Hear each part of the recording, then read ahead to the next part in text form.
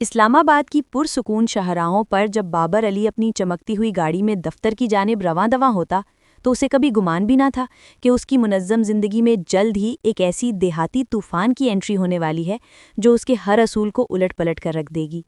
بابر علی ایک اعلیٰ تعلیم یافتہ، نفاست پسند اور حد درجے تمیزدار نوجوان، جس کے گھر میں اونچی آواز میں بات کرنا بھی گناہ کبیرہ سمجھا جاتا تھا۔ اس کے والدین ریٹائرڈ بیوروکریٹ تھے، جہاں چائے کے کپ کی کھنک بھی ایک خاص ردم میں ہوتی تھی۔ دوسری طرف شمائلہ احمد تھیں، جو پنجاب کے ایک دور افتادہ مگر ہنستے بستے گاؤں سے اپنی محنت کے بل بوتے پر شہر آئی تھیں۔ وہ جتنی ذہین اور محنتی تھیں، اس کا لہجہ اتنا ہی کھرا اور مزاج اتنا ہی بے باک تھا۔ شمائلہ ایک فرم میں جونیئر مینیجر کے طور پر کام کر رہی تھی اور اپنی سہیلیوں کے ساتھ ایک اپارٹمنٹ میں رہتی تھی۔ بابر اور شمائلہ کی پہلی ملاقات آفس کے کیفیٹیریا میں ہوئی، جہاں بابر نہایت نفاست سے کانٹے اور چھری سے آملیٹ کھا رہا تھا اور شمائلہ نے بڑے اطمینان سے پراٹھے کا نوالا توڑتے ہوئے اسے مشورہ دیا، بابر صاحب، اگر کھانے کو اتنا ڈرا دھمکا کر کھائیں گے تو اس کا ذائقہ پیٹ تک جاتے جاتے مر جائے گا۔ بابر کے لیے یہ پہلا ثقافتی جھٹکا تھا، مگر شمائلہ کی اسی بے ساختگی نے اس کے دل کے تار چھیڑ دیے۔ مہینوں کی پیشہ ورانہ گفتگو آہستہ آہستہ دوستی اور پھر ایک خاموش وابستگی میں بدل گئی۔ بابر نے جب اپنی زندگی کے سب سے بڑے فیصلے یعنی شادی کا ذکر کیا تو شمائلہ نے اپنی چمکتی آنکھوں میں شرارت بھر کر کہا، دیکھ لیں بابر صاحب، میرا خاندان کوئی ٹیلی ویژن ڈرامے کا سیٹ نہیں ہے، وہاں آپ کو چمچوں سے نہیں دلوں سے بات کرنی پڑے گی۔ اگر ہمت ہے تو چلے میرے پنڈ اور مانگے میرا ہاتھ میرے ابا جی سے۔ بابر نے جوش جنون میں حامی تو بھر لی، مگر اسے اندازہ نہیں تھا کہ اس کا واسطہ چودھری احمد خان سے پڑنے والا ہے، جن کا بس چلے تو وہ پورے اسلام آباد کو ایک ہی حقے کے کش میں اڑا دے۔ بابر کے والدین، جو اپنے بیٹے کی خوشی کے لیے ہر قربانی دینے کو تیار تھے، اس ایڈونچر کے لیے بامشکل تیار ہوئے، مگر ان کے ذہنوں میں ایک ہی سوال تھا کہ کیا وہ وہاں کے ماحول میں ایڈجسٹ ہو پائیں گے۔ سفر کی تیاری شروع ہوئی۔ گاڑی کی ڈگی میں منرل واٹر کے کریٹ اور ہینڈ سینیٹائزر بھر لیے گئے، گویا وہ مریخ کے سفر پر جا رہے ہوں۔ دوسری طرف گاؤں میں شمائلہ کے دونوں چھوٹے بہن بھائی شانی اور گڑیا شہر سے آنے والے پھپھو کٹنی مہمانوں کے استقبال کے لیے عجیب و غریب منصوبے بنا رہے تھے۔ داستان کا آغاز ہو چکا تھا اور اب اسلام آباد کی نزاکت کو پنجاب کی مٹی کے سامنے امتحان دینا تھا۔ اسلام آباد کی پرسکون صبح ابھی بیداری ہو رہی تھی جب بابر علی کی فیملی نے اپنے مشن پنڈ کا آغاز کیا۔ بابر کے والد مسٹر علی، جو ہمیشہ استری شدہ 3 پیس سوٹ میں ملبوس رہتے تھے، آج بھی سفید کلف لگی قمیض اور پینٹ پہنے گاڑی کی فرنٹ سیٹ پر ایسے بیٹھے تھے جیسے کسی بین الاقوامی کانفرنس میں شرکت کے لیے جا رہے ہوں۔ بابر کی والدہ بیگم علی اپنے پرس میں ٹشوز، ماسک اور مختلف قسم کی الرجی کی دوائیوں کا ذخیرہ کیے مسلسل دعا مانگ رہی تھیں کہ کسی طرح یہ سفر خیر و عافیت سے کٹ جائے۔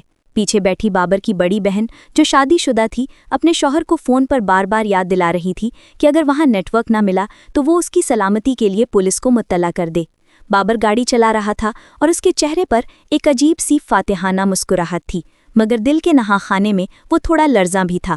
جی ٹی روڈ کے ہموار راستے جب ختم ہوئے اور گاڑی نے ایک کچے ناہموار راستے پر رخ کیا تو گاڑی کے ٹائروں کے ساتھ ساتھ بیگم علی کے دل کی دھڑکنیں بھی اوپر نیچے ہونے لگیں۔ بابر بیٹا، کیا تم شور ہو کہ یہ راستہ کسی انسانی بستی کو ہی جاتا ہے؟ بیگم علی نے کھڑکی سے باہر اڑتی دھول کو دیکھ کر گھبراہٹ میں پوچھا۔ مسٹر علی نے اپنی اینک بیرست کی اور بولے، بیگم حوصلہ رکھیں، آخر کو ہمارے بیٹے کی پسند کا سوال ہے۔ جوں گاؤں قریب آ رہا تھا، ماحول بدل رہا تھا۔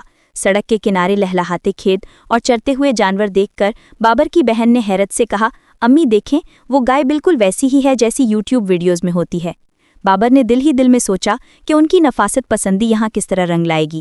اچانک گاڑی ایک بڑے سے ڈیرے کے سامنے رکی، جہاں شمائلہ کا چھوٹا بھائی شانی، جو قمیض کے بٹن کھولے اور پاؤں میں ہوائی چپل پہنے کھڑا تھا، بڑی بلند آواز میں چلایا، ابا جی، آ گئے جے شہر والے پاجی۔ شانی کی آواز اتنی گونجدار تھی کہ بیگم علی کا بلڈ پریشر ایک لمحے کے لیے ہائی ہو گیا۔ ابھی وہ گاڑی سے اتر ہی رہے تھے کہ شمائلہ کے والد چودھری احمد خان اپنے بھرپور قد و قامت اور کاندھے پر رکھے بھاری بھرکم پرنے کے ساتھ نمودار ہوئے۔ انہوں نے مسٹر علی کو ایسے زور سے گلے لگایا کہ بیچارے مسٹر علی کی اینک ٹیڑھی ہو گئی اور ان کی پسلیاں کڑک کرنے لگیں۔ خوش آمدید جی، صدقے واری جائیے، تسی ساڈے پنڈ دی رونق ودھائیے۔ چودھری صاحب نے ایسی گرجدار آواز میں استقبال کیا کہ بابر کی فیملی کو لگا جیسے وہ کسی میدان جنگ میں نہیں بلکہ کسی خوشی کے ہنگامے میں آ گئے ہیں۔ शमाइला दूर खड़ी ये सब देखकर अपनी हंसी जब्त करने की नाकाम कोशिश कर रही थी, जबकि बाबर ने एक गहरी सांस ली और सोचा, अभी तो पार्टी शुरू हुई है। डेरे के वसीओ अरीज सहन में बिछे हुए चारपाइयों के तख्त देखकर बेगम अली ने एक लम्हे के लिए अपने लॉन के सोफों को याद किया, मगर चौधरी अहमद खान की मेहमान नवाजी के सामने इनकार की गुंजाइश न थी। मिस्टर अली, जिनकी कमर चौधरी साहब के फेंटीनुमा मुआनके से अभी तक सीधी नहीं हो पा रही थी, निहायत एहतियात से चारपाई के एक कोने पर बराजमान हुए। अभी उन्होंने रुमाल निकालकर अपनी ऐनक साफ ही की थी कि एक 15-16 साला लड़का, जो शमाइला का भाई शानी था, हाथ में पीतल का भारी भरकम गिलास थामे नमूदार हुआ। अंकल जी, ए पियो, खालिस लस्सी है, तुहाडे शहर वाले डब्बे दे दुध वांगू पतली नहीं। शानी ने बड़े फख्र से गिलास मिस्टर अली की तरफ बढ़ाया। मिस्टर अली ने लस्सी का वो गिलास देखा जो साइज में किसी छोटे बाल्टी से कम न था और जिसके ऊपर मक्खन के पेड़े ऐसे तैर रहे थे जैसे समंदर में बर्फानी तोदे। बेगम अली ने आंखों ही आंखों में मना किया, मगर चौधरी साहब ने हुक्के का एक लंबा कश खींचकर धुआं फिजा में उछाला और गरज कर बोले, अली साहब, खाली नहीं मोड़ना, साडे पिंड दी इज्जत दा सवाल है। उधर बाबर, जो शमाइला की तलाश में नजरें दौड़ा रहा था, उसे वो घर के दालान में खड़ी मुस्कुराती हुई नजर आई। वो आज एक सादा से सूती जोड़े में मलबूस थी और उसके सर पर दुपट्टा ऐसी नफासत से टिका था कि बाबर को लगा जैसे वो किसी दूसरी दुनिया की शहजादी हो। खाने का वक्त आया तो दस्तरख्वान पर देसी मुर्ग की कढ़ाई, साग, मकई की रोटियां और गुड़ वाले चावलों के पहाड़ लग गए। बेगम अली, जो कैलोरीज और कोलेस्ट्रोल की पैमाइश किए बगैर पानी भी नहीं पीती थी, वहां की खुशबू से थोड़ा मुतजलजल हो रही थीं। शमाइला की वालिदा, जो एक इंतहाई सादा और मुखलिस खातून थी, बार बार बेगम अली की प्लेट में मक्खन की टिक्कियां रख देती और कहती, बाजी, तुसी ते कुछ खा ही नहीं रहे, शहर जाके ते बंदा वैसे ही सुख जांदा है। बाबर की बहन ने जब साग का पहला नवाला लिया तो उसकी आंखें हैरत से फैल गईं। भाई, ये तो बिल्कुल ऑर्गेनिक और अमेजिंग है। उसी असना में एक दिलचस्प सूरत-ए-हाल तब पैदा हुई जब चौधरी साहब ने मिस्टर अली से सियासत पर गुफ्तगू शुरू की। चौधरी साहब का अंदाज़े बयां इतना जोशीला था कि वो बात करते करते अपना हाथ मिस्टर अली के घुटने पर इतने जोर से मारते कि बेचारे मिस्टर अली कुर्सी से उछल जाते। अली साहब, गल ए वे के शहर विच बंदा घट ते फाइल ज्यादा बन जांदा है, पिंड आओ ते पता लगे जिंदगी की है।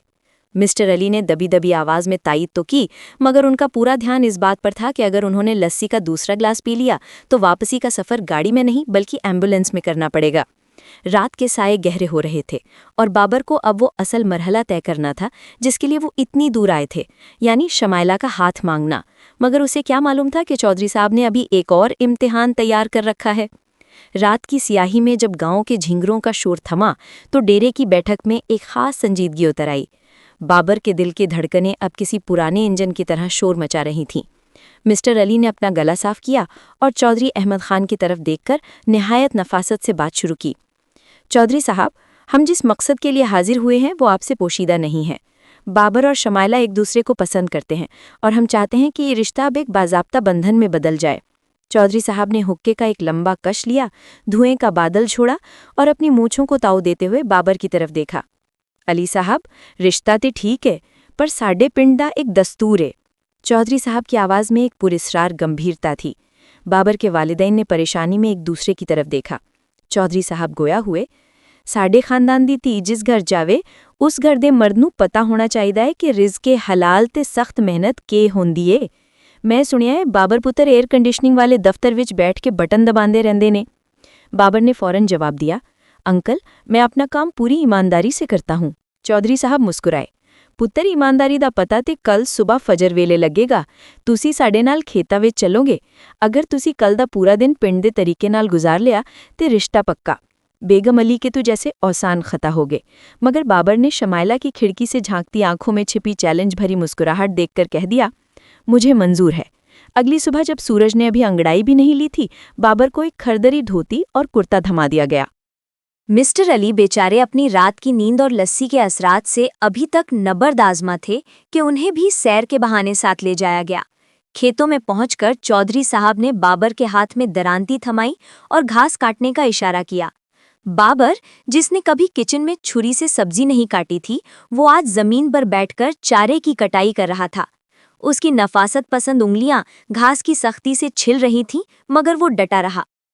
इसी दौरान मिस्टर अली को एक बैलगाड़ी पर बिठा दिया गया ताकि वो देसी सफारी का लुत्फ उठा सकें। जब बैलगाड़ी ने एक झटका लिया तो मिस्टर अली का आईफोन उनकी जेब से निकलकर सीधा गोबर के ढेर में जा गिरा। Oh my God! Mister Ali के मुंह से बेसाख्ता निकला। शानी ने फौरन हाथ मारकर फोन निकाला और कमीज से पहुंचते हुए बोला, अंकल जी फिक्र ना करो, ए साडे पिंड दी मट्टी है, ਇਹਦੇ ਵਿੱਚ बरकत हुंदी है, तोड़ा फोन हुण पहले तो भी तेज चलेगा। बाबर ये मंजर देखकर अपनी हंसी ना रोक सका, जबकि शमाइला दूर खड़ी लस्सी का ग्लास लिए अपनी शहरी शहजादे की हिम्मत की दाद दे रही थी। वो दिन बाबर की जिंदगी का मुश्किल तरीन मगर सबसे ज्यादा यादगार दिन बनने जा रहा था। खेतों की कड़ी मशक्कत के बाद जब बाबर शाम को डेरे पर वापस लौटा तो उसका हुलिया किसी हॉलीवुड एक्शन फिल्म के उस हीरो जैसा था जो अभी अभी किसी रेगिस्तान से बचकर निकला हो। उसके चेहरे पर धूल की तहें थी और हाथों पर घास के निशानात, मगर उसकी आंखों में फतह की चमक थी। चौधरी अहमद खान, जो अब तक उसे महज एक नाजुक शहरी समझ रहे थे, उसकी हिम्मत देखकर कुछ पसीज से गए। उन्होंने बाबर के कंधे पर ऐसा जोरदार हाथ मारा कि बाबर को लगा उसका कंधा अपनी जगह से हट गया है, मगर चौधरी साहब का यह अंदाजे मोहब्बत था। रात को गांव के चंद मौज़िज़ीन को भी बुलाया गया ताकि शहर वालों से मुलाकात हो सके। बेगम अली, जो अब तक जरासीम किश स्प्रे सैनिटाइजर की पूरी बोतल खत्म कर चुकी थी, अब थोड़ी पुरसुकून दिखाई दे रही थी। गांव की खवातीन ने उन्हें घेर रखा था और उनके डिजाइनर सूट की कीमत ऐसे पूछ रही थी जैसे वो किसी नीलामी में बैठी हों। एक ज़ईफ खातून ने बेगम अली के हाथ छूकर कहा, बेबी तोड़े हथ ते मक्खन वर्गे नरम ने, तुसी कदी हांडी नहीं पकाई? बेगम अली ने मुस्कुराकर नफी में सर हिला दिया, जिस पर पूरे कमरे में हैरत की एक लहर दौड़ गई। असल हंगामा तब हुआ जब पंचायत के एक बुजुर्ग ने मिस्टर अली से पूछा, शाहजी, सुना है शहर में लोग कुत्ते पालते हैं और गाय भैंसों से डरते हैं, क्या ये सच है? मिस्टर अली, जो अभी तक अपने गोबर आलूद आईफोन के गम से नबरदाजमा थे, बड़ी मतानत से बोले, नहीं जी, ऐसी बात नहीं, बस वो जगह की कमी होती है ना। इसी दौरान शानी ने शरारत सूझी और बाबर से कहा, पाजी, साडे पिंड दी रवायत है कि हुण वाले जवाई यानी दामाद नूं एक वारी खूह तो पानी कढ़ के दिखाना पैंदा है। बाबर अभी कुछ कहता कि चौधरी साहब बोल पड़े, बस कर शानी, पुत्तर नूं ते तुसी मार ही देना है। फिर उन्होंने सबके सामने ऐलान किया, अली साहब, तुहाडा मुंडा हीरा है, इन्हें साडा मान रख लिया है, सानू ये रिश्ता मंजूर है। ये सुनते ही डेरे पर मिठाई के थाल आ गए। शमाइला, जो किचन की ओट से ये सब सुन रही थी, खुशी से निहाल हो गई, मगर कहानी में मोड़ तब आया जब चौधरी साहब ने अपना अगला मुतालबा रखा। हुण अगली वारी असी तुहाडे शहर आवांगे, तुहाडा कर देखन ते तुहाडी मेज़बानी चखण लई।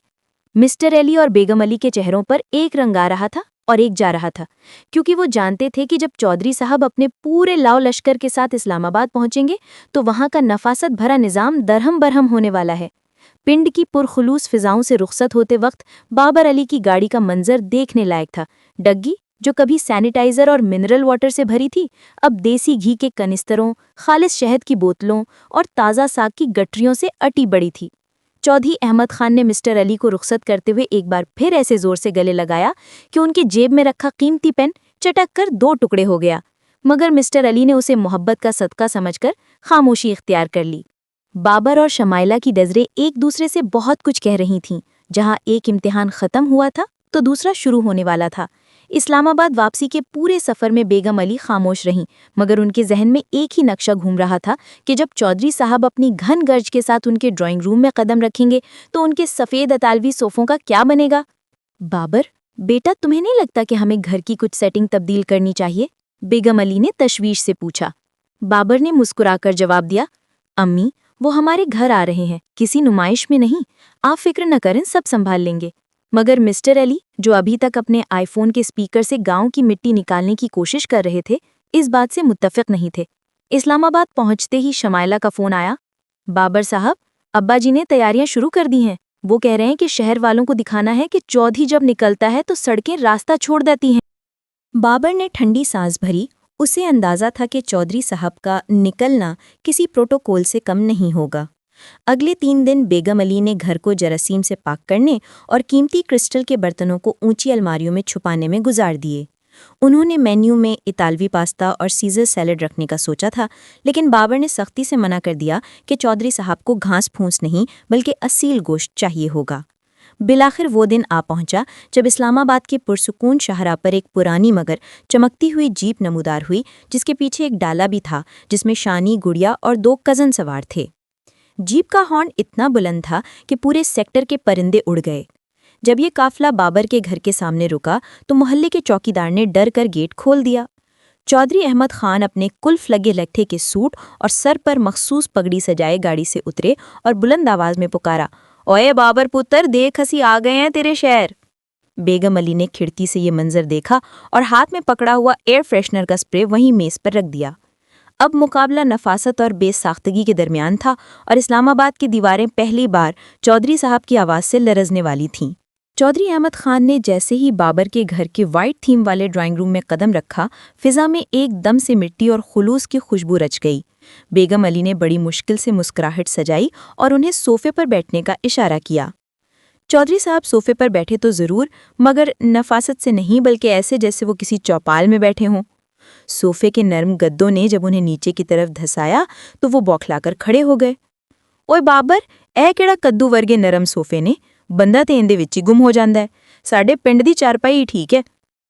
چودھری صاحب کی اس بات پر شانی اور گڑیا کھلکھلا کر ہنس دیے۔ مسٹر علی نے ماحول کو سنبھالنے کے لیے نوکر کو اشارہ کیا کہ جوس پیش کیا جائے۔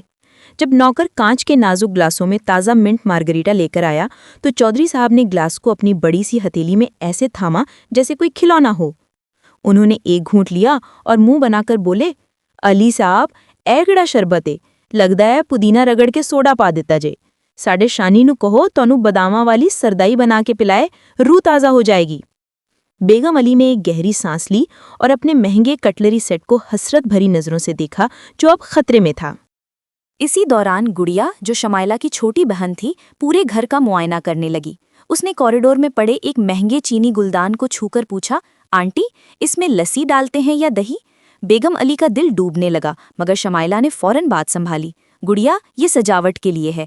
چودھری صاحب نے گھر کی دیواروں پر لگی پینٹنگز دیکھ کر تبصرہ کیا، بابر پتر، اے تصویراں وچ رنگ بکھرے ہوئے نے یا پینٹر کولوں غلطی نال ڈل گئے نے؟ بابر نے ہنستے ہوئے بتایا کہ یہ ایبسٹریکٹ آرٹ ہے، جس پر چودھری صاحب نے کندھے اچکا کر کہا، ساڈے پنڈ دا کمار ایندے تو سونے نقش و نگار مٹی دے پانڈیاں برتنوں تے بنا دیندا ہے۔ اصل امتحان کھانے کے میز پر ہوا۔ بیگم علی نے بڑی محنت سے روسٹ چکن اور فرائیڈ رائس تیار کروائے تھے، مگر چودھری صاحب نے پلیٹ میں چاولوں کو دیکھ کر شانی کی طرف دیکھا، اوئے شانی، اے دانے بانے تے مہر لگی ہے، شہر دے چاول تے بڑے کداور نے۔ انہوں نے کانٹے اور چھری کی بجائے ہاتھ سے نوالا توڑنا شروع کیا اور ساتھ ہی ماسی کو آواز دی، بی بی، اگر تھوڑی جہی ہری مرچ تے کچا پیاز مل جاوے تے سواد آ جائے۔ مسٹر علی، جو ہمیشہ ڈائننگ ایٹیکیٹس کے قائل تھے، آج خود بھی ہاتھ سے پیاز کچلتے پائے گئے، کیونکہ چودھری صاحب کی باتوں کا جادو ہی کچھ ایسا تھا کہ نفاست کے بت ٹوٹنے لگے تھے۔ شام ہوتے ہوتے بیگم علی کو احساس ہوا کہ گھر بے شک بکھر گیا ہے، مگر کہتا ہوں کہ جو آواز آج گونجی ہے وہ پہلے کبھی نہیں سنی گئی تھی۔ اگلے روز بابر نے سوچا کہ چودھری صاحب اور ان کے بچوں کو اسلام آباد کے ایک جدید اور پرتعیش شاپنگ مال کی سیر کرائی جائے تاکہ وہ شہر کی چکا چوند سے مرعوب ہو سکیں۔ مسٹر علی نے اپنی قیمتی گاڑی نکالی، جبکہ چودھری صاحب نے اپنی جیپ کو ترجیح دی، کیونکہ ان کے مطابق شہر دی تنگ سڑکاں تے ساڈی جیپ ہی رستہ بنا دیے۔ جب یہ قافلہ مال کے پارکنگ ایریا میں پہنچا تو سیکیورٹی گارڈ کو السلام علیکم پتر اتنی بلند آواز میں کہا کہ بیچارہ گارڈ اپنی میٹل ڈیٹیکٹر مشین ہی بھول گیا۔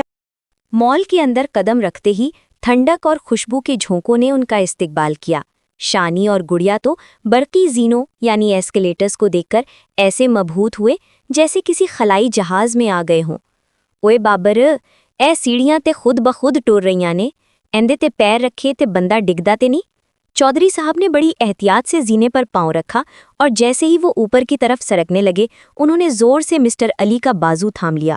مسٹر علی، جو اپنی نفاست برقرار رکھنے کی کوشش کر رہے تھے، چودھری صاحب کے فولادی قبضے کی وجہ سے کراہ کر رہ گئے۔ ایک مہنگے برانڈڈ سٹور میں داخل ہوتے ہی چودھری صاحب کی نظر ایک کرتے پر پڑی، جس کی قیمت دیکھ کر ان کی آنکھیں پھیل گئیں۔ 10,000 روپے؟ اوئے علی صاحب، ایندے وچ تے ساڈے پنڈ دی پوری منڈی دا لٹھا آ جاندا ہے، ایندے وچ کیڑے ہیرے جڑے نے؟ سیلز بوائے نے بڑے ادب سے بتایا کہ یہ اطالوی ڈیزائن ہے، جس پر چودھری صاحب نے کرتے کے کپڑے کو انگوٹھے اور انگلی سے رگڑ کر چیک کیا اور بولے، پتر، اے ڈیزائن نو چلے چ پاؤ، اے کپڑا تے پہلی دھلائی وچ ہی جواب دے جائے گا۔ بیگم علی شرمندگی سے ادھر ادھر دیکھنے لگی، مگر وہاں موجود دیگر گاہک چودھری صاحب کی صاف گوئی سے لطف اندوز ہو رہے تھے۔ ہنگامہ تب ہوا جب فوڈ کورٹ میں پیزا کا آرڈر دیا گیا۔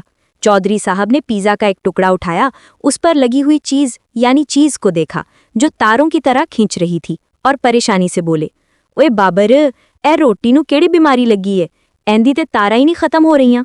انہوں نے ویٹر کو بلا کر کہا، پتر اینو واپس لے جاؤ تے کوئی سیدھا سادہ سالن روٹی لے آؤ، اے ربڑ والی روٹی ساڈے میدے برداشت نہیں کرن گے۔ بابر اور شمائلہ ایک دوسرے کو دیکھ کر ہنس دیے، جبکہ مسٹر علی اب ذہنی طور پر تیار ہو چکے تھے کہ چودھری صاحب کے ساتھ نفاست کا تصور محض ایک خام خیالی ہے۔ شہر کی اس سیر نے ثابت کر دیا کہ چودھری صاحب کو بدلنا ناممکن ہے، البتہ وہ شہر والوں کو بدلنے کی بھرپور صلاحیت رکھتے ہیں۔ اسلام آباد کی مصروف زندگی اور چودھری صاحب کی مہم جوئی نے آخر کار اپنا اثر دکھا ہی دیا۔ مسلسل پیزا، برگر اور شہر کی مصنوعی خوراک چکھنے کے بعد مسٹر علی کے پیٹ میں مروڑ اٹھنے لگے، مگر اصل ہنگامہ تب ہوا جب چودھری صاحب کو ہلکا سا نزلہ زکام ہوا۔ بیگم علی نے احتیاطاً انہیں شہر کے مہنگے ترین پرائیویٹ ہسپتال لے جانے کا مشورہ دیا تاکہ معیاری علاج ہو سکے۔ چودھری صاحب پہلے تو ٹلے، اوئے بیگم، نزلہ تا 2 پیالیاں کاوے یعنی کہوے نال اڑ جاندا ہے، مگر بابر کے اصرار پر وہ جانے کو تیار ہو گئے۔ ہسپتال پہنچتے ہی وہاں کی خاموشی اور صفائی دیکھ کر چودھری صاحب حیران رہ گئے۔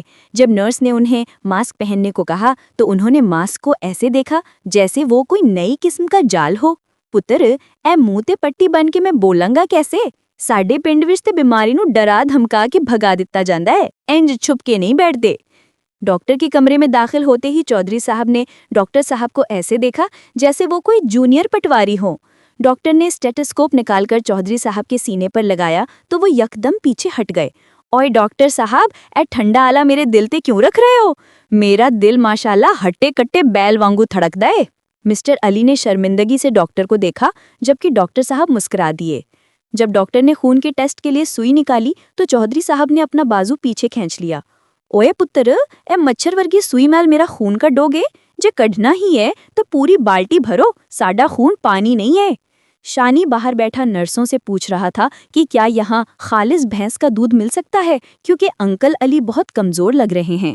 ہسپتال سے واپسی پر چودھری صاحب نے ایک میڈیکل سٹور کے سامنے گاڑی رکوائی اور وہاں سے ادرک، شہد اور کالی مرچیں خرید لائے۔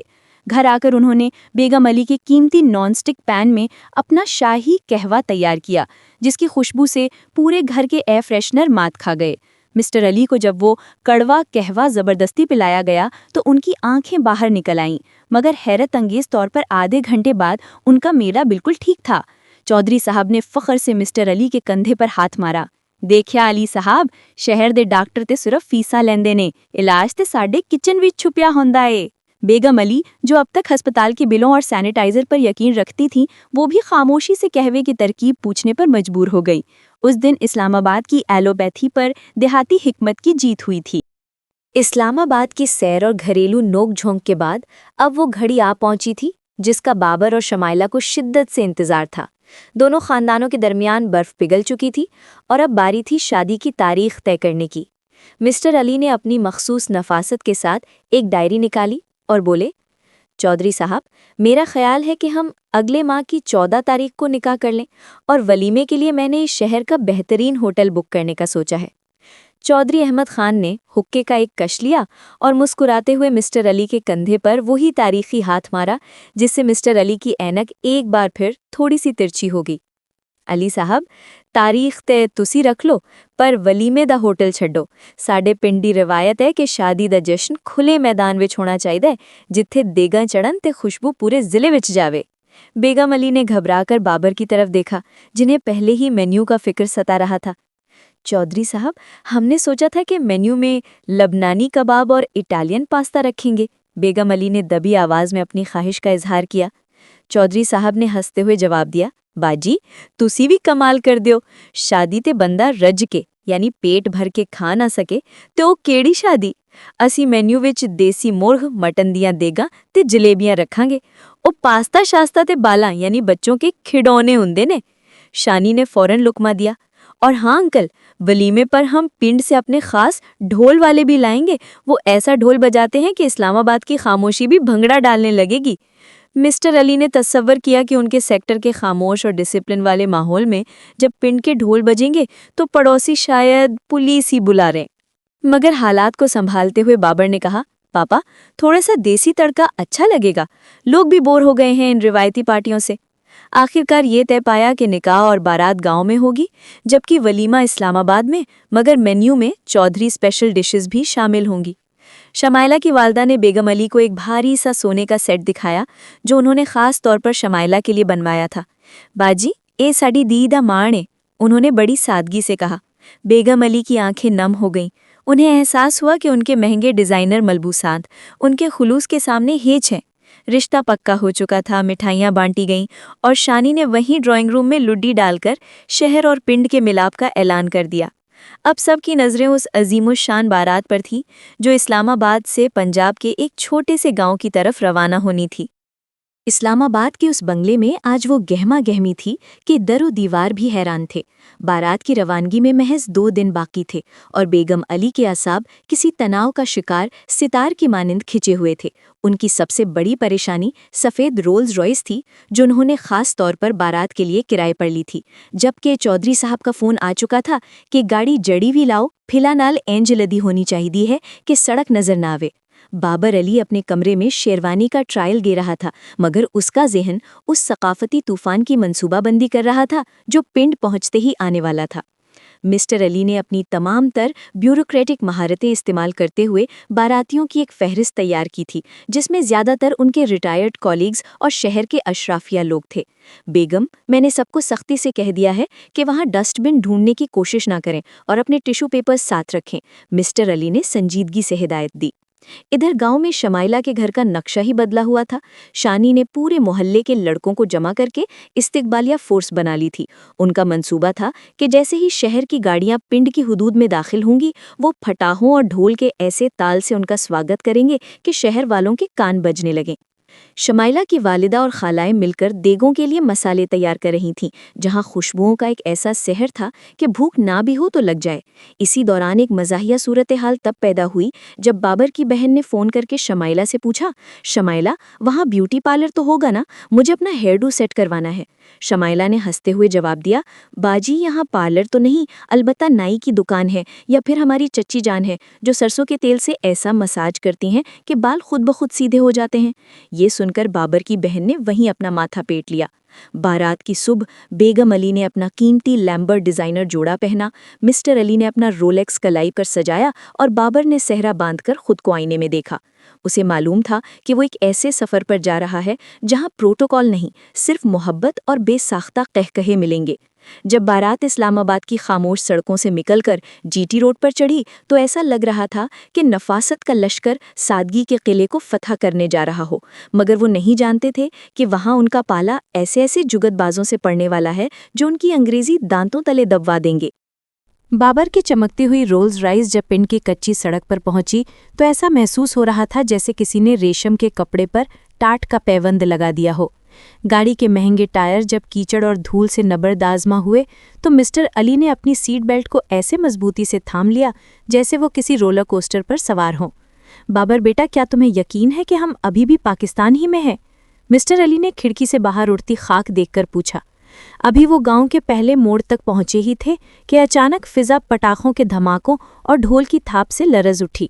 شانی اپنے لاؤ لشکر کے ساتھ سڑک کے بیچوں بیچ کھڑا تھا اور اس کے ہاتھ میں ایک لمبا باس تھا جس پر خوش آمدید کا بینر کچھ اس طرح لٹکا تھا کہ گاڑی آگے نہیں جا سکتی تھی. شانی نے رولز رائس کے شیشے پر دستک دی. بابر نے شیشہ نیچے کیا تو اندر ایک دم سے بارود اور تازی مٹی کی خوشبو بھر گئی.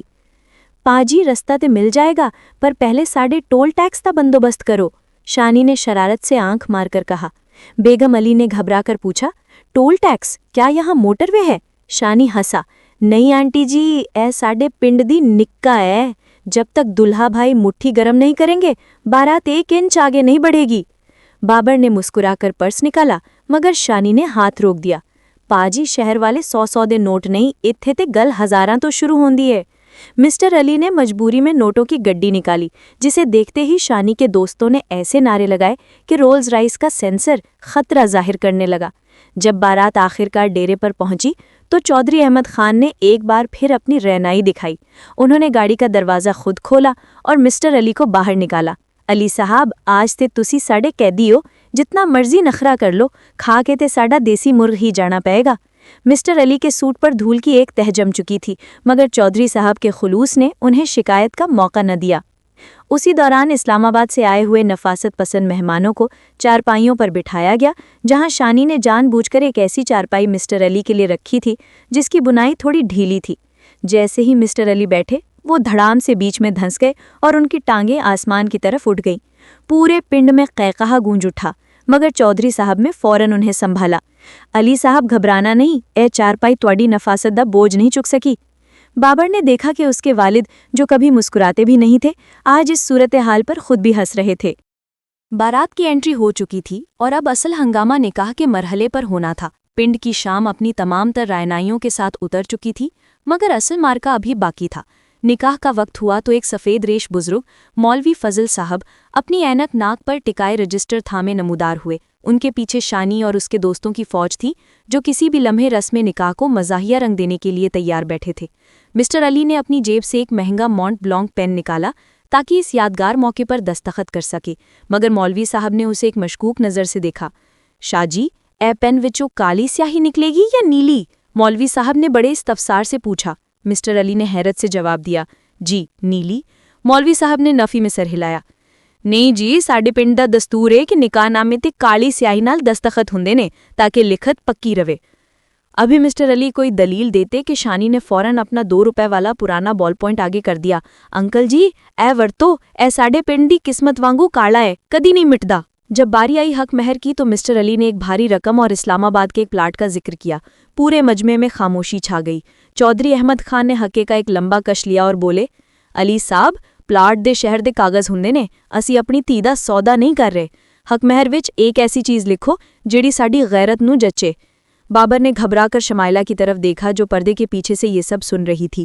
آخرکار چودھری صاحب نے خود ہی فیصلہ کیا، حق مہر وچ 5 دیسی گائیاں تے ایک باغ لکھو تاکہ کل نو ساڈی دھی اپنے بچہ نو خالص مکھن کھلا سکے۔ اسلام آباد کے باراتیوں نے ایک دوسرے کی طرف دیکھا۔ ان کے لیے یہ حق مہر کسی ایگریکلچر ڈیل سے کم نہ تھا۔ نکاح کے بعد جب چھہارے بانٹنے کی باری آئی تو شانی نے ایسی پھرتی دکھائی کہ باراتیوں کی پلیٹیں بھرنے سے پہلے ہی آدھے چھہارے اس کی جیبوں میں جا چکے تھے۔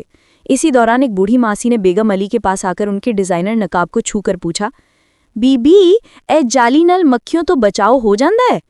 بیگم علی نے بے پسی سے مسٹر علی کی طرف دیکھا جو خود اس وقت مولوی صاحب کو یہ سمجھانے کی کوشش کر رہے تھے کہ آن لائن ٹرانسفر کیا ہوتا ہے، کیونکہ مولوی صاحب صرف نقد رقم پر یقین رکھتے تھے۔ بابر نے جب نکاح نامے پر دستخط کیے تو اسے احساس ہوا کہ یہ صرف 2 ناموں کا ملاپ نہیں بلکہ 2 متضاد دنیاؤں کا مصافحہ ہے۔ شمائلہ کے بھائیوں نے بابر کو گھیر لیا اور جوتا چھپائی کی ایسی رسم کی کہ بابر کو اپنی شیروانی کے بٹنوں کی فکر پڑ گئی۔ پنڈ کا یہ نکاح کسی فلمی سین سے کم نہ تھا، جہاں ہر لمحہ ایک نیا لطیفہ جنم لے رہا تھا۔ اب باری تھی رخصتی کی اور بیگم علی کو یہ فکر کھائی جا رہی تھی کہ کیا شمائلہ کا جہیز ان کی رولز رائس کے ڈگی میں سما پائے گا یا نہیں۔ رخصتی کا وقت قریب آیا تو بیگم علی کی پریشانی اپنی انتہا کو پہنچ گئی۔ ان کا خیال تھا کہ شہر کی طرح شمائلہ محض 2-4 نفیس سوٹ کیس لے کر گاڑی میں بیٹھ جائے گی، مگر چودھری احمد خان کے منصوبے کچھ اور ہی تھے۔ ڈیرے کے صحن میں سامان کے انبار لگے تھے، جن میں پیتل کے بھاری بھرکم دیگچے، ساگوان کے بنے ہوئے وزنی صندوق اور ہاتھ سے بنے ہوئے رنگ برنگے موڑھے شامل تھے۔ چودھری صاحب، یہ سب رولز رائس میں کیسے آئے گا؟ مسٹر علی نے حیرت سے سامان کے پہاڑ کو دیکھ کر پوچھا۔ چودھری صاحب نے کہا لگایا، علی صاحب، تسی بھی بولے ہو، تی دی رخصتی رولز رائس وچ ہوئے گی، پر سامان لے اسی پنڈ دا خاص شازو ٹرک منگوایا ہے۔ ابھی وہ بات ہی کر رہے تھے کہ ایک سجا سجایا ٹرک، جس پر تیری یاد آئی تو کہاں جاؤں گا جیسے اشعار درج تھے، ڈیرے کے سامنے آ کھڑا ہوا۔ ٹرک کے ہارن کی آواز اتنی بلند تھی کہ بیگم علی کے کانوں میں گھنٹیاں بجنے لگی۔ ادھر شمائلہ کی رخصتی کے وقت جذباتی مناظر کے ساتھ ساتھ مذاق کا تڑکا بھی جاری رہا۔ شمائلہ کی ماسیوں نے بابر کو گھیر لیا اور دودھ پلائی کی رسم کے لیے ایسا گلاس پیش کیا جس میں ½ کلو مکھن تیر رہا تھا۔ بابر پتر، اے پیو گے تے شہر جا کے ساڑی تی دا بوجھ چک سکو گے، ماسی نے ہنستے ہوئے کہا۔ بابر نے جب وہ مکھن آلود دودھ پیا تو اسے لگا اس کا گلا وہیں جام ہو گیا ہے، مگر شمائلہ کے بھائیوں کے ڈر سے اسے مسکرانا ہی پڑا۔ رخصتی کی دعا کے وقت چودھری صاحب کی آنکھیں نم تھیں، مگر انہوں نے ضبط کرتے ہوئے بابر کا ہاتھ تھاما۔ پتر ساڈی تی ہن تہاڈی امانت ہے، پر یاد رکھنا جے انو رلایا تے میں پنڈ تو پورا ٹریکٹر ٹرالی لے کے اسلام آباد پہنچ جاواں گا۔ مسٹر علی نے فوراً یقین دہانی کرائی۔ چودھری صاحب آپ فکر نہ کریں، وہ ہماری بیٹی بن کر رہے گی۔ رخصتی کا وقت قریب آیا تو بیگم علی کی پریشانی اپنی انتہا کو پہنچ گئی۔ ان کا خیال تھا کہ شہر کی طرح شمائلہ محض 2-4 نفیس سوٹ کیس لے کر گاڑی میں بیٹھ جائے گی، مگر چودھری احمد خان کے منصوبے کچھ اور ہی تھے۔ ڈیرے کے صحن میں سامان کے انبار لگے تھے، جن میں پیتل کے بھاری بھرکم دیگچے، ساگوان کے بنے ہوئے وزنی صندوق اور ہاتھ سے بنے ہوئے رنگ برنگے موڑھے شامل تھے۔ چودھری صاحب یہ سب رولز رائس میں کیسے آئے گا؟ مسٹر علی نے حیرت سے سامان کے پہاڑ کو دیکھ کر پوچھا۔ چودھری صاحب نے قہقہا لگایا۔ علی صاحب تسی وی بھولے ہو، دھی دی رخصتی رولز رائس وچ ہوئے گی، پر سامان لئی اسی پنڈ دا خاص شازو کھک منگوایا ہے۔ ابھی وہ بات ہی کر رہے تھے کہ ایک سجا سجایا ٹرک، جس پر تیری یاد آئی تو کہاں جاؤں گا جیسے اشعار درج تھے، ڈیرے کے سامنے آ کھڑا ہوا۔ ٹرک کے ہارن کی آواز اتنی بلند تھی کہ بیگم علی کے کانوں میں گھنٹیاں بجنے لگیں۔ ادھر شمائلہ کی رخصتی کے وقت جذباتی مناظر کے ساتھ ساتھ مزاح کا ترکہ بھی جاری رہا۔ شمائلہ کی ماسیوں نے بابر کو گھیر لیا اور دودھ پلائی کی رسم کے لیے ایسا گلاس پیش کیا جس میں آدھا کلو مکھن تیر رہا تھا۔ بابر پتر اے پیو گے تے شہر جا کے ساڈی دھی دا بوجھ چک سکو گے، ماسی نے ہنستے ہوئے کہا۔ بابر نے جب وہ مکھن آلو دودھ پیا تو اسے لگا اس کا گلا وہیں جام ہو گیا ہے، مگر شمائلہ کے بھائیوں کے ڈر سے اسے مسکرانا ہی پڑا۔ رخصتی کی دعا کے وقت چودھری صاحب کی آنکھیں نم تھیں، مگر انہوں نے ضبط کرتے ہوئے بابر کا ہاتھ تھاوا۔ پتر ساڈی دھی ہن تواڈی امانت ہے، پر یاد رکھنا جے نور رلایا تے میں پنڈ تو پورا ٹریکٹر ٹرالی لے کے اسلام آباد پہنچ جاواں گا۔ مسٹر علی نے فوراً یقین دہانی کرائی۔ چودھری صاحب آپ فکر نہ کریں، وہ ہماری بیٹی بن کر رہے گی۔ جب قافلہ روانہ ہوا تو منظر دیدنی تھا۔ آگے آگے پھولوں سے لدی رولز رائس تھی اور پیچھے پیچھے وہ رنگین ٹرک جس میں شمائلہ کا جہیز اور اوپر شانی اپنے دوستوں کے ساتھ بیٹھا ڈھول بجا رہا تھا۔ اسلام آباد کے انٹرچینج پر جب یہ قافلہ پہنچا تو وہاں کے پولیس والے بھی حیران رہ گئے کہ یہ کون سا VIP پروٹوکول ہے جس میں ٹرک پر ڈھول بج رہے ہیں۔ بیگم علی نے گاڑی کا شیشہ اوپر کر لیا تاکہ کوئی انہیں پہچان نہ سکے، مگر بابر اور شمائلہ ایک دوسرے کا ہاتھ تھامے اس خوبصورت اور مزاحیہ سفر کے اگلے پڑاؤ یعنی ولیمے کی منصوبہ بندی کر رہے تھے۔ شہر کی خاموشی آج ایک دیہاتی طوفان کے استقبال کے لیے تیار تھی۔ اسلام آباد کے 5 اسٹار ہوٹل کا ہال اپنی چکا چوند اور خاموش کلاسیکی موسیقی کے ساتھ مہمانوں کا منتظر تھا۔ مسٹر علی میں تمام انتظامات کو اپنی نگرانی میں حتمی شکل دی تھی۔ بیگم آج کوئی اونچی آواز میں بات نہیں کرے گا، سب کچھ ڈیسنٹ ہونا چاہیے، انہوں نے اپنی ٹائی درست کرتے ہوئے ہدایت دی۔ لیکن جیسے ہی ہوٹل کے گیٹ پر چودھری احمد خان کا قافلہ پہنچا، ہوٹل کی ڈیسنسی نے دم توڑ دیا۔ چودھری صاحب اپنی مخصوص پگڑی سنبھالے ہاتھ میں ایک چمچماتا ہوا عصا لیے داخل ہوئے اور ان کے پیچھے شانی اور اس کے دوستوں کا لشکر تھا، جن کے جوتوں کی دھمک سے ہوٹل کے ٹائلز تھر تھرانے لگے۔ اوئے بابر پتر، اے ہوٹل ہے یا کوئی مچھلی گھر؟ انہی شیشے دے لیوارا لا دتیاں نے، کئی بندہ ٹکر کھا کے ڈگ ہی نہ جائے۔ چودھری صاحب کی آواز پورے لابی میں گونجی۔ بیگم علی نے دور سے دیکھا اور دعا مانگی کہ کاش وہ اس وقت غائب ہو سکیں۔ ولیمے کا آغاز ہوا تو شہر کے پڑھے لکھے لوگ نفاست سے پلیٹوں میں تھوڑا تھوڑا پاستا ڈال کر کھا رہے تھے۔ اسی دوران چودھری صاحب نے میز پر رکھی لبنانی کباب کی پلیٹ دیکھی اور ویٹر کو بلا کر کہا، پتر اے چھوٹے چھوٹے گولا باری جڑے تسی پلیٹ وچ رکھے نے، انہاں نال کیڑا پیٹ بھرنا ہے؟ ساڈے لیے او دیگا منگواؤ جڑی اسی پنڈ تو تیار کروا کے لائیاں۔ مسٹر علی نے لاکھ منع کیا، لیکن ہوٹل کے کچن کے باہر چودھری صاحب کے خاص باورچیوں نے دیگے کھول دیں جن کی خوشبو نے ہوٹل کے ایئر کنڈیشننگ سسٹم کو فیل کر دیا۔ بیگم علی کے کانوں میں تب گرم تیل پڑا جب شانی نے سٹیج پر جا کر مائک سنبھال لیا اور شہر والوں کہہ کر ایک ایسا گرجدار پنجابی ٹپا سنایا کہ ہوٹل کا مینیجر دوڑا دوڑا آیا۔ مگر حیرت کی بات یہ تھی کہ اسلام آباد کے نفاست پسند لوگ جو عام طور پر ایسی محفلوں میں اکتا جاتے تھے، وہ چودھری صاحب کی باتوں اور شانی کی شرارتوں پر کہے لگا رہے تھے۔ سب سے یادگار لمحہ وہ تھا جب چودھری صاحب نے مسٹر علی کو زبردستی ڈانس فلور پر بلا لیا۔ علی صاحب خوشی تے موقع تے جے پیر نہ تھرکار تے کی جینا۔ مسٹر علی جو زندگی بھر کسی فائل پر دستخط کرنے سے زیادہ حرکت نہیں کرتے تھے، آج چودھری صاحب کے ساتھ بھنگڑا ڈال رہے تھے۔ ان کی اینک ایک طرف لٹک رہی تھی، مگر ان کے چہرے پر وہ مسکراہٹ تھی جو شاید برسوں سے غائب تھی۔ قبولیت کا یہ مرحلہ مکمل ہو چکا تھا۔ دونوں خاندانوں نے ایک دوسرے کے فرق کو دل سے قبول کر لیا تھا۔ اب باری تھی ایک نئی زندگی کے آغاز کی، جہاں جلد ہی ایک فدیان کی آمد کی خبر خوشیوں کو دو آتشہ کرنے والی تھی۔ شادی کو 1 برس بیت چکا تھا اور بابر اور شمائلہ کی زندگی میں شہر کی نفاست اور پنڈ کی بے ساختگی کا ایک خوبصورت توازن پیدا ہو گیا تھا۔ ایک صبح جب شمائلہ نے شرماتے ہوئے بابر کو وہ خوشخبری سنائی جس کا پورے گھر کو انتظار تھا، تو بابر کی خوشی کا کوئی ٹھکانہ نہ رہا۔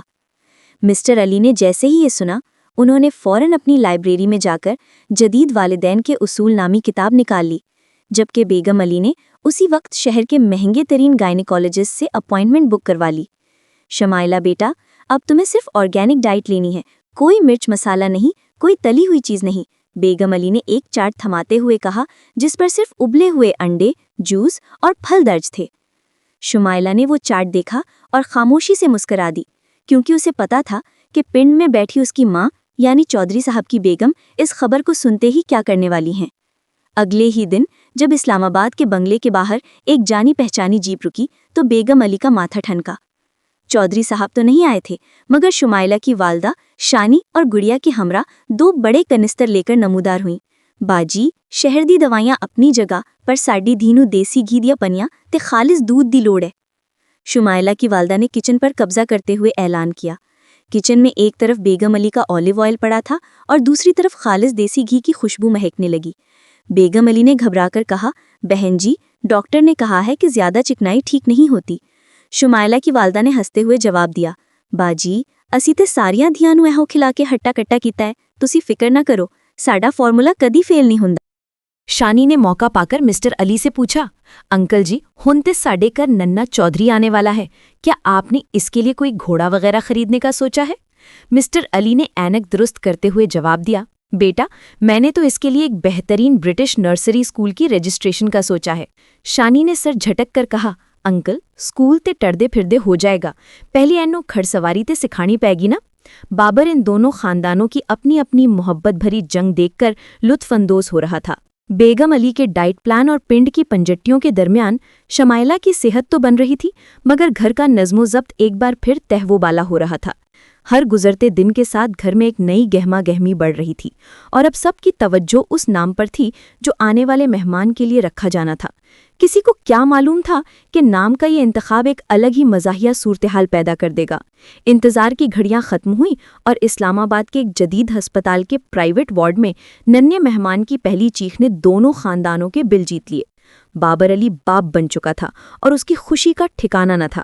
مسٹر علی نے نرس کے ہاتھ سے پوتے کو تھاما تو ان کی آنکھوں میں نفاست کے ساتھ ساتھ ایک عجیب سی چمک تھی۔ بیگم علی نے فوراً جراثیم کش لوشن نکالا، مگر اس سے پہلے کہ وہ اسے استعمال کرتی، چودھری احمد خان اپنے مخصوص گرجدار انداز میں وارڈ کے اندر داخل ہوئے۔ اوئے علی صاحب، مبارکاں جی مبارکاں، ساڈا شیر پتر آ گیا ہے۔ چودھری صاحب نے پورے ہسپتال کی خاموشی کو ایک ہی لمحے میں پاش پاش کر دیا۔ انہوں نے مسٹر علی سے بچہ لیا اور اسے بلند کر کے بولے، دیکھو بھائی، ایدی ناک بالکل میرے ورگی ہے، یہ بڑا ہو کے پنڈ دے سارے ریکارڈ توڑے گا۔ مسٹر علی نے ہچکچاتے ہوئے کہا، چودھری صاحب، ابھی یہ بہت چھوٹا ہے، اسے تھوڑا آرام کرنے دیں۔ اصل مرحلہ تب آیا جب بچے کے نام رکھنے کی باری آئی۔ مسٹر علی نے بڑی تحقیق کے بعد ایک لغت نکالی اور اعلان کیا، ہم نے اپنے پوتے کا نام فدیان یعنی فدیان رکھا ہے۔ اس کا مطلب ہے فدا ہونے والا یا قربانی دینے والا۔ یہ ایک منفرد اور نہایت نفیس نام ہے۔ یہ سنتے ہی چودھری صاحب کا منہ کھلے کا کھلا رہ گیا۔ کیا فدیان؟ علی صاحب، یہ کہڑا نام ہے؟ لگتا ہے جی میں کوئی جاپانی مشین دا نام ہوئے۔ شانی نے بھی موقع پاتے ہی لقمہ دیا، انکل جی، یہ تے بولنا ہی بڑا اوکھا ہے۔ اسی پنڈ جا کے کیاں گے کہ فدیان آ گیا ہے تے لوکاں نے سمجھنا ہے کوئی نواں ٹیکس لگ گیا ہے۔ بیگم علی نے دفاع کرتے ہوئے کہا، یہ بہت ماڈرن اور یونیک نام ہے، مگر چودھری صاحب نے اپنا سر جھٹکا، باجی، نام تے ناصر، اقبال یا عامر ورگے ہونے چاہیے نے، جیڑے پکاریے تے پتہ لگے کہ کوئی بندہ بلایا ہے۔ اے فدیان تے انج لگدا ہے جویں بندہ چھیک مار دے ہوئے کچھ بول گیا ہوئے۔ اگلے 2 گھنٹے تک وارڈ میں لسانیاتی جنگ جاری رہی۔ شمائلہ کی والدہ بار بار فدیان کو پھدیان یا پدیان کہہ کر پکار رہی تھی، جس سے بیگم علی کا بلڈ پریشر ہائی ہو رہا تھا۔ شمائلہ نے ہنستے ہوئے بابر سے سرگوشی کی، بابر صاحب، آپ کے بیٹے نے آنے سے پہلے ہی گھر میں ڈکشنری کا مقابلہ شروع کروا دیا ہے۔ آخر کار بابر نے مداخلت کی، امی، ابا، نام فدیان ہی رہے گا، مگر پنڈ میں آپ اسے اپنی مرضی سے پکار لیجئے گا۔ چودھری صاحب نے ہنس کر کہا، ٹھیک ہے پتر، ساڈے لئی تے اے خان صاحب ہی رہے گا، تسی شہر والے اینو فدیان فدیان کردے رہو۔ नाम तो तय पा गया, मगर उसकी अदायगी अभी भी पिंड वालों के लिए एक कौमी मसला बनी हुई थी। इस्लामाबाद के इस बंगले में अब फदियान की बादशाहत कायम हो चुकी थी।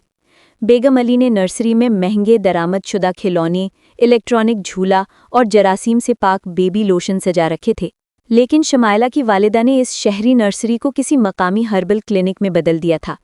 नर्सरी के एक कोने में बेगम अली ने अरोमा थेरेपी के लिए खुशबुई मोमबत्तियां रखी थीं, तो दूसरे कोने में शमाइला की वालिदा ने काली मिर्च और राई की धुनी का इंतजाम कर रखा था ताकि नजरे बद दूर रहे।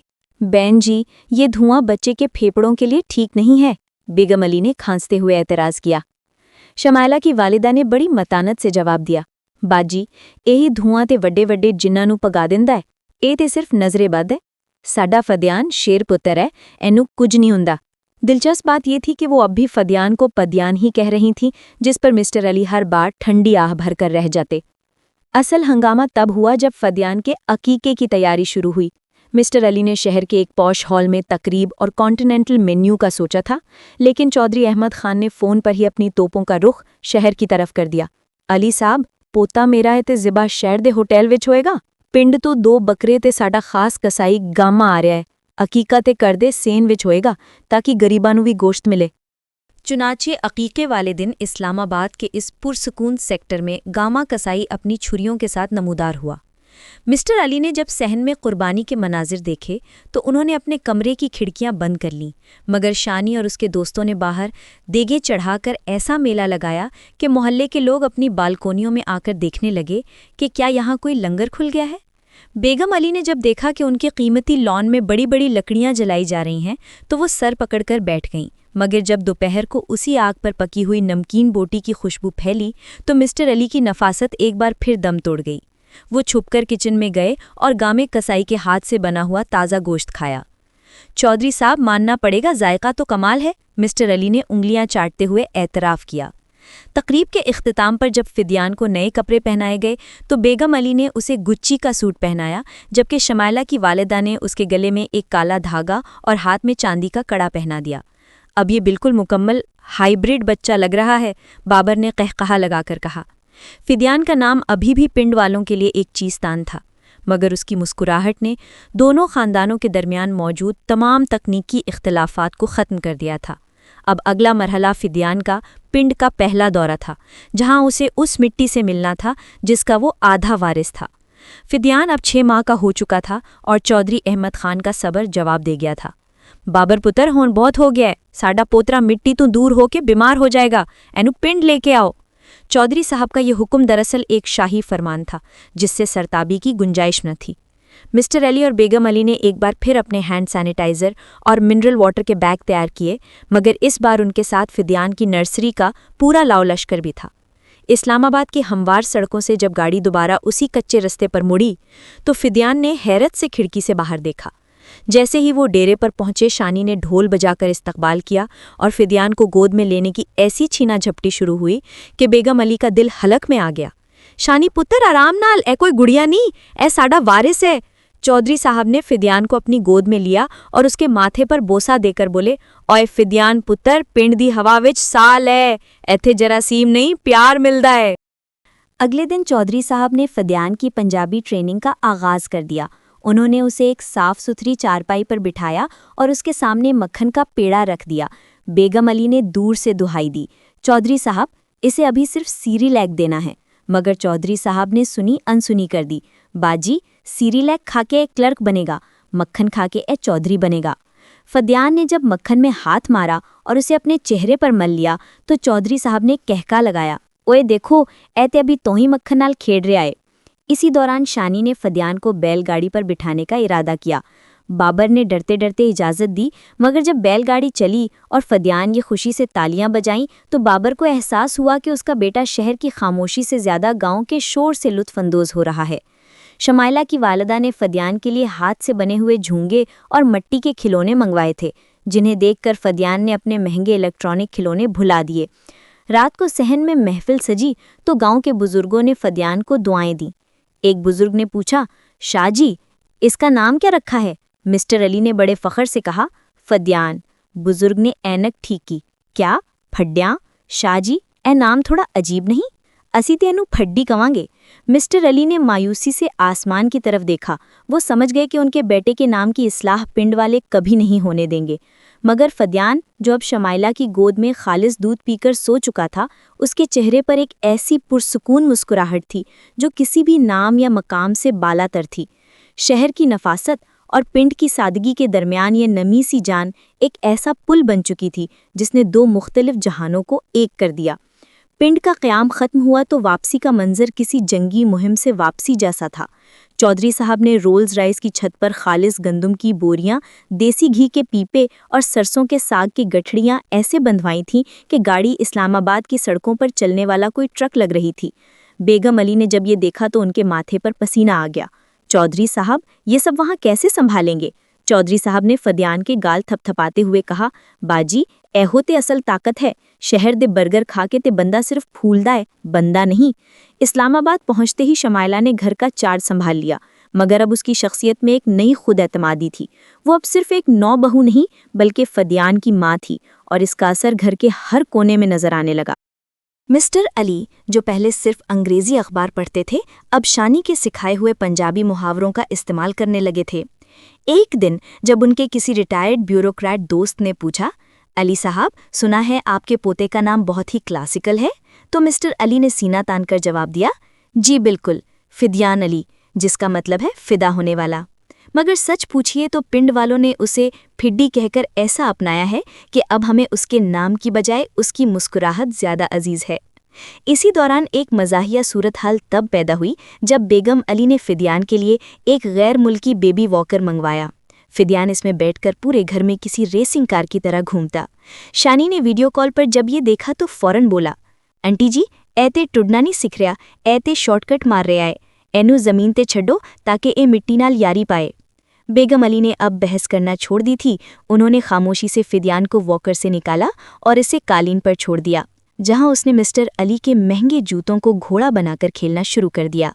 گھر کی فضا بدل چکی تھی۔ نفاست اب بھی تھی، مگر اس میں اب بے ساختگی کا تڑکا لگ چکا تھا۔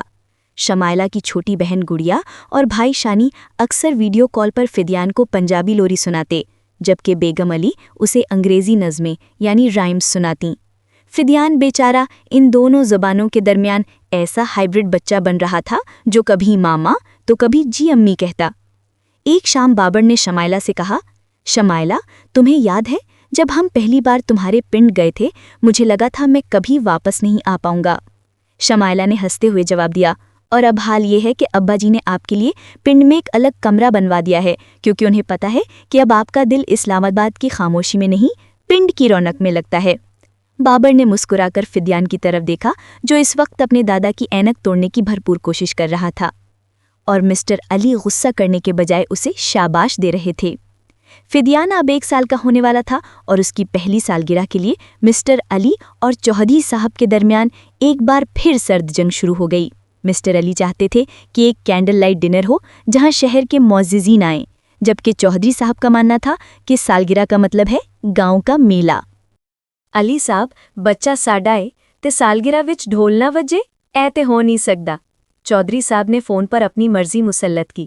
آخرکار ایک درمیانی راستہ نکالا گیا۔ اسلام آباد کے بنگلے کے پچھلے لان میں ایک شاندار پنڈال لگایا گیا، جہاں ایک طرف تو 3 ٹیئرڈ برتھ ڈے کیک رکھا تھا اور دوسری طرف تندور گرم ہو رہا تھا تاکہ تازہ نان اور کباب پیش کیے جا سکے۔ سالگرہ والے دن شانی نے فدیان کو ایک چھوٹا سا کلف لگا کرتا اور پیشاوری چپل پہنائی، جبکہ بیگم علی نے اس کے لیے پیرس سے ایک ڈیزائنر سوٹ منگوایا تھا۔ فدیان نے پہلے سوٹ پہنا، مگر جیسے ہی اس نے مٹی میں کھیلنے کی کوشش کی وہ سوٹ ڈیزائنر سے ڈیزرٹ یعنی ریگستان بن گیا۔ بیگم علی نے سر پکڑ لیا، مگر چودھری صاحب نے خوشی سے نعرہ لگایا، دیکھو بھائی ساڈے شیر نے اپنی اصل اوقات دکھا دیتی ہے۔ تقریب میں جب اسلام آباد کے ہائی سوسائٹی کے لوگ آئے تو وہ حیران رہ گئے کہ وہاں ڈی جے جموں کشمیر کی بجائے پنڈ کا اصل ڈھول والا موجود تھا۔ شانی نے جب بھنگڑا شروع کیا تو شہر کے وہ بچے جو کبھی مٹی سے نہیں کھیلے تھے وہ بھی تال پر ناچنے لگے۔ سب سے دلچسپ منظر تب تھا جب فدیان کے سامنے کیک رکھا گیا۔ اس نے کیک کاٹنے کے بجائے اس میں پورا ہاتھ مارا اور ایک بڑا ٹکڑا لے کر سیدھا چودھری صاحب کے منہ پر مل دیا۔ اوئے واہ پتر، تو تے ابھیاں تو مکھن لگانا سیکھ گیا ہے، چودھری صاحب نے کہکا لگایا۔ مسٹر علی نے اپنی نفاست کو بالائے طاق رکھتے ہوئے کیک کا ایک ٹکڑا چودھری صاحب کو کھلایا۔ اس رات اسلام آباد کی فضا میں وہ کہے گونجے جو کسی بھی رسم و رواج کے محتاج نہ تھے۔ ولیمے سے لے کر سالگرہ تک کا یہ سفر ثابت کر رہا تھا کہ محبت میں زبان، تعلیم اور ماحول کی کوئی دیوار نہیں ہوتی۔ شمائلہ نے بابر کا ہاتھ تھاما اور سرگوشی کی۔ بابر، کیا آپ نے سوچا تھا کہ ہمارے دو مختلف خاندان اس طرح ایک ہو جائیں گے؟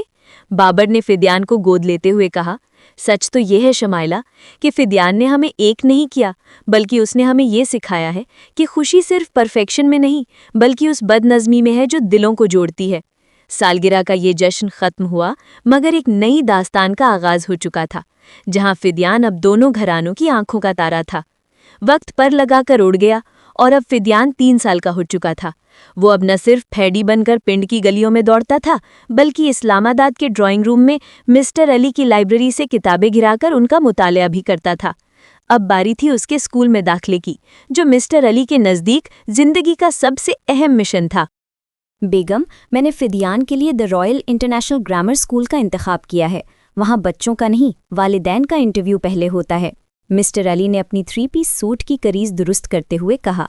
بیگم علی نے شمائلہ کو خاص ہدایات دیں کہ انٹرویو کے دن وہ صرف انگریزی میں بات کریں، مگر انہیں کیا معلوم تھا کہ اس دن چودھری احمد خان بھی سرپرائز دینے اسلام آباد پہنچ جائیں گے۔ انٹرویو والے دن جب مسٹر علی، بابر اور شمائلہ پرنسپل کے دفتر کے باہر بیٹھے تھے، تبھی کوریڈور میں بھاری قدموں کی چاپ سنائی دی۔ چودھری صاحب اپنی مخصوص کلف لگی پگڑی اور ہاتھ میں چاندی کے دستے والی لاٹھی لیے نمودار ہوئے۔ اوئے علی صاحب، فدیان پتر دا داخلہ ہو گیا یا میں گال کراں؟ ان کی آواز سن کر اسکول کی نفاست بھری خاموشی میں زلزلہ آ گیا۔ پرنسپل، جو ایک سخت مزاج خاتون تھیں، نے چودھری صاحب کو دیکھ کر اپنی اینک ناک پر ٹکائی۔ ایکسکیوز می، آپ کون ہیں؟ انہوں نے انگریزی لہجے میں پوچھا۔ چودھری صاحب نے کرسی کھینچی اور بڑے اطمینان سے بیٹھ کر بولے، بی بی میں ایس کاکے دا دادا واں، سنیا تسی پتر نو پڑھانا ہے، پر پہلے اے دسو کہ تسی اینو بندہ بناؤ گے یا صرف طوطا؟ مسٹر علی نے شرمندگی سے آنکھیں بند کر لیں، جبکہ بابر نے بات سنبھالنے کی کوشش کی۔ پرنسپل نے پوچھا، مسٹر چودھری، آپ کے پوتے کا تعلیمی بیک گراؤنڈ کیا ہے؟ چودھری صاحب ہنسے، بی بی اے دی ٹریننگ تے بڑی سخت ہے، اے پنڈ وچ گھڑ سواری جاندا ہے، خالص مکھن ہضم کر لیندا ہے، تے جدوں اے غصے وچ آوے تے پورے پنڈ نوں نچا دیندا ہے۔ ہن تسی دسو، تہاڈے اسکول وچ اینے فیچرز ہیگے نے؟ پرنسپل صاحبہ، جو اب تک صرف کتابی باتیں سنتی آئی تھیں، چودھری صاحب کی اس بے ساختگی سے متاثر ہوئے بغیر نہ رہ سکیں۔ انہوں نے فدیان کی طرف دیکھا، جو اس وقت پرنسپل کی میز پر رکھے ورلڈ گلوب کو فٹ بال سمجھ کر گھما رہا تھا۔ آپ کا بچہ بہت ایکٹیو ہے، انہوں نے مسکرا کر کہا۔ چودھری صاحب نے فوراً اپنی جیب سے خالص دیسی شہد کی ایک چھوٹی بوتل نکالی اور پرنسپل کی میز پر رکھ دی۔ اے لو بی بی، اے کھاؤ گے تے دماغ کمپیوٹر وانگو چلے گا۔ فدیان پتر نو داخل کرو، فیس دی فکر نہ کرنا، اسی فصل ویچ کے اکٹھا چیک دے دیاں گے۔ اس دن رائل انٹرنیشنل اسکول کی تاریخ میں پہلی بار کسی نے رشوت میں شہد کی بوتل دی تھی۔ مسٹر علی کو یقین تھا کہ فدیان ریجیکٹ ہو جائے گا، لیکن حیرت انگیز طور پر پرنسپل نے فدیان کا داخلہ کنفرم کر دیا۔ انہوں نے مسٹر علی سے کہا، ہمیں ایسے ہی را ٹیلنٹ کی ضرورت ہے جس کے پیچھے اتنی مضبوط جڑیں ہوں۔ گھر واپسی پر چودھری صاحب نے فدیان کو کلفی دلائی اور بولے، دیکھیا پتر، شہر دے وڈے وڈے افسر ساڈی ایک لاٹھی نال سدھے ہو جاندے نے، ہن من لگا کے پڑھنا تاکہ کل نو تو انگریزی چودھری بن سکیں۔ بابر اور شمائلہ نے ایک دوسرے کو دیکھ کر سکھ کا سانس لیا۔ فدیان کا تعلیمی سفر شروع ہو چکا تھا، جس میں اسلام آباد کی کتابیں اور پنڈ کی حکمت دونوں شامل تھیں۔ فدیان کا اسکول شروع ہوئے ابھی چند ہی ہفتے گزرے تھے کہ اسلام آباد کے اس بنگلے میں ایک نئی قسم کی ہنگامہ آرائی شروع ہو گئی۔ اس ہنگامے کا نام تھا ہوم ورک۔ مسٹر علی نے فدیان کے لیے ایک مہنگی اسٹڈی ٹیبل اور لیپ ٹاپ منگوایا تھا، جبکہ بیگم علی روزانہ اس کی ڈائری چیک کر کے اسے اے اسٹار گریڈ دلوانے کے خواب دیکھتی تھی۔ ایک شام فدیان کو فیملی ٹری، خاندانی شجرہ بنانے کا ٹاسک ملا۔ مسٹر علی نے بڑی نفاست سے چارٹ پیپر نکالا اور فدیان کو سمجھانے لگے، بیٹا، سب سے اوپر دادا ابو، پھر پاپا اور پھر تمہارا نام آئے گا۔ ابھی وہ لکیریں کھینچ ہی رہے تھے کہ چودھری صاحب، جو اتفاق سے شہر آئے ہوئے تھے، کمرے میں داخل ہو گئے۔ اوئے علی صاحب، اے کیڑا بوٹا بنا رہے ہو جڑا صرف کاغذ تے ہی ہے؟ چودھری صاحب نے اینک لگا کر چارٹ کو دیکھا۔ مسٹر علی نے وضاحت کی، چودھری صاحب، یہ اسکول کا پروجیکٹ ہے، فدیان کو اپنے خاندان کے بارے میں بتانا ہے۔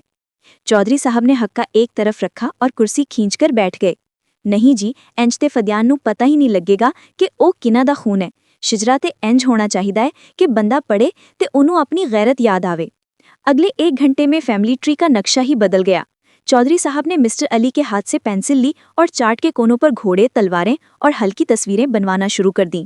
ਇੱਥੇ ਲਿਖੋ ਚੌਧਰੀ ਫਤਿਹ ਖਾਂ ਜਿਸ ਨੇ ਪਿੰਡ ਦੀ ਬੰਜਰ ਜ਼ਮੀਨ ਨੂੰ ਸੋਨਾ ਬਣਾਇਆ ਸੀ, ਤੇ ਇੱਥੇ ਲਿਖੋ ਬਾਬਾ ਅੱਲਾ ਰੱਖਾ ਜਿਸ ਦੀ ਇੱਕ ਆਵਾਜ਼ ਤੇ ਪੂਰਾ ਜ਼ਿਲ੍ਹਾ ਇਕੱਠਾ ਹੋ ਜਾਂਦਾ ਸੀ। मिस्टर अली ने माथा पीट लिया।